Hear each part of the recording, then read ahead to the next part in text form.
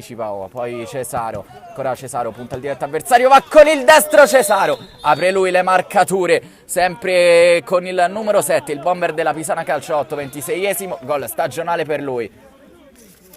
Va sul pallone, poi Cesaro, sempre qui sulla sinistra, prova a puntare l'uomo, va con il sinistro ad incrociare, doppietta, 27 sono i gol segnati dal numero 7, che riporta in vantaggio i suoi in chiusura del primo tempo. Terrati giù con il petto e poi lancio lungo in zona Cesaro, che si gira, va con il sinistro, che tocca il palo ed entra in rete. 4-3 Pisana Calcio 8, tripletta ancora del bomber con la maglia numero 7, Andrea Cesaro.